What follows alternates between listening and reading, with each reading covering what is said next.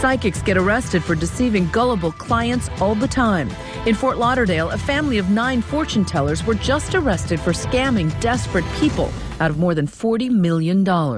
Is every psychic out there a fraud? I don't like to call them all frauds. There are those that truly believe that what they're doing is genuine. Maybe they're self-deceived. Banachek says when psychics like James Von Prague purport to see spirits from beyond the grave, I need to let you know he loves you very, very much. he thinks they've crossed the line. Do I care if cynics believe it? I could care less. I think those people are scum.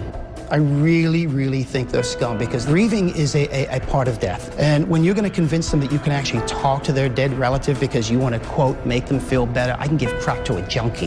That make him feel better doesn't mean that it's good for them. But just mention the TV show Psychic Kids, and Banachek will tell you it borders on child abuse. I think that's a horrific show. I think you're taking advantage of children. The show purports to help kids troubled by their ability to see spirits. In the middle of the night, ghosts try to talk to me. Every single episode, there's a possession, or there's a demon in the house, or there's a ghost doing something. Freddy usually taps on the window. Show me the proof. It doesn't stand up. The producers of Psychic Kids did not return our requests for comment. These dead people speak to me. But Lisa Miller, a psychology professor at Columbia University and a former consultant to the show, believes these children are having valid psychic experiences. Once somebody pushed me off the bed. It was Freddy's mom. The children that I saw were afraid to sleep in their own beds and convinced that these spirits were going to do harm to them. Every single one of us has a natural capacity to connect beyond the material world. And if that's supported by our parents and encouraged, then it's not frightening. Well, if your parents are encouraging ghost stories, basically, that can be scary too, can't it? I'm not familiar with parents encouraging ghost stories. Were any of those kids traumatized?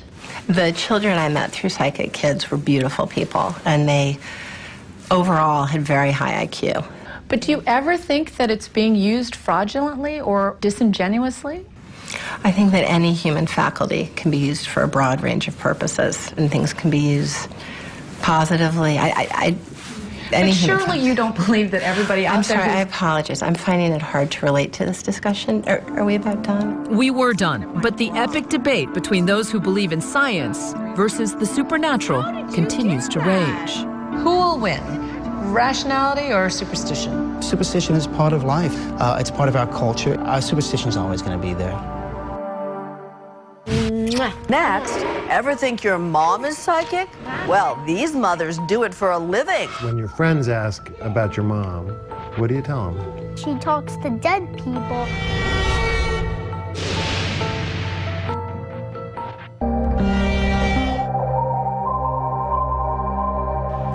And so there are doubters, the crusaders, and those who flat out will never believe. But what accounts for the fact that nearly half of all Americans polled recently said they do believe in some sort of ESP? The truth is, psychics, whatever their means, strike in us a primal chord. They talk to our deepest desires and closest relationships. And there's no closer bond than between mother and child.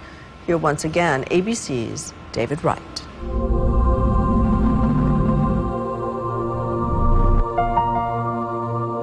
I haven't read this in a long time. They loom large in life and stay with us long after they're dead. Mothers? No. Mothers connect.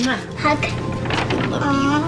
And what if mom... Like, I can look at you and I can feel her energy. ...is psychic?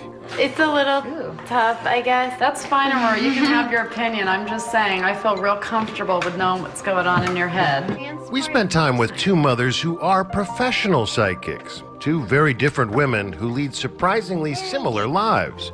Both best-selling authors. What I do is really not witchy or strange. It's just connecting with an energy that remains, you know, and plugging into it. Both so much in demand they communicate with the dead in front of huge crowds.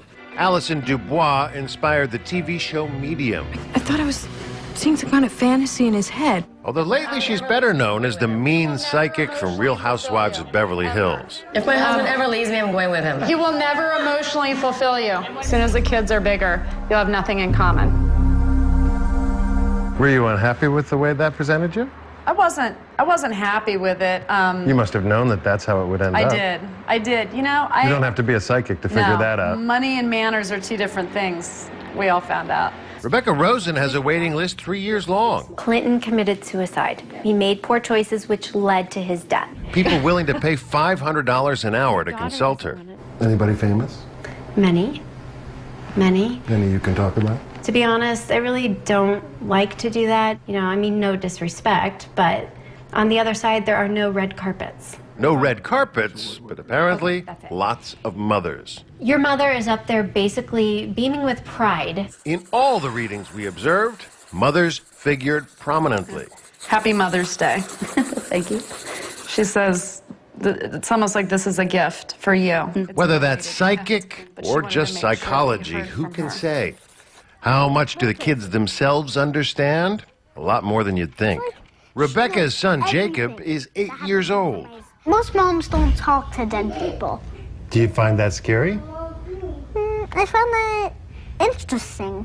When your friends ask about your mom, what do you tell them? Well, I tell them that she talks to dead people, and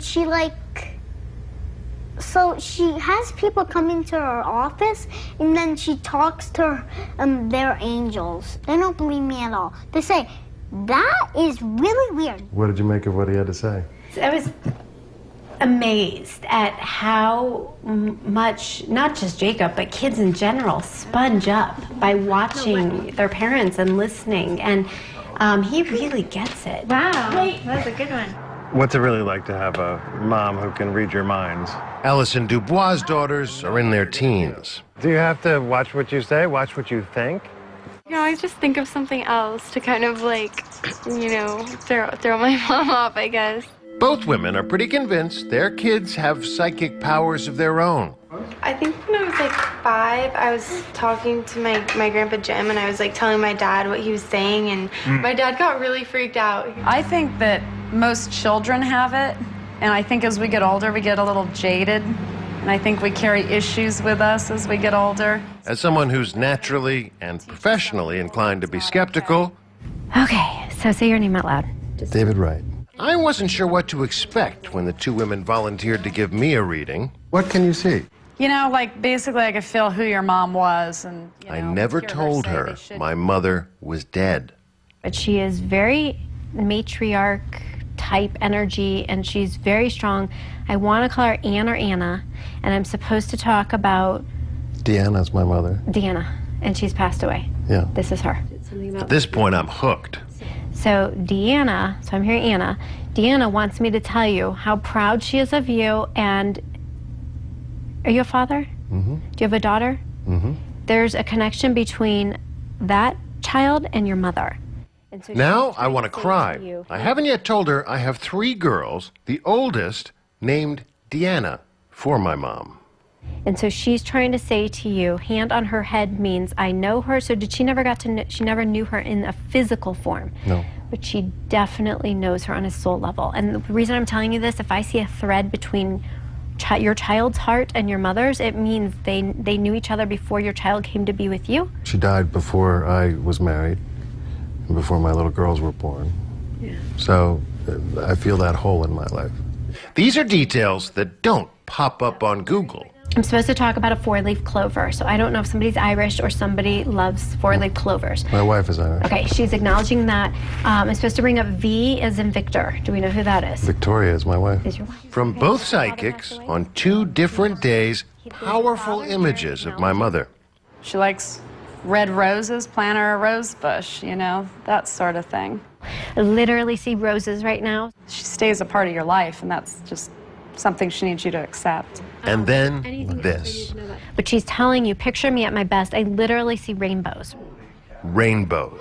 I thought nothing of it until hours later, at the end of our day, surprise, a double rainbow. That's amazing. Look at that. Didn't I talk about a rainbow in your reading? Yeah, you did. Your mom's talking about a rainbow. Yeah. Moms and psychics. That's right. Somewhere over the rainbow, I'd like to believe my mom is smiling.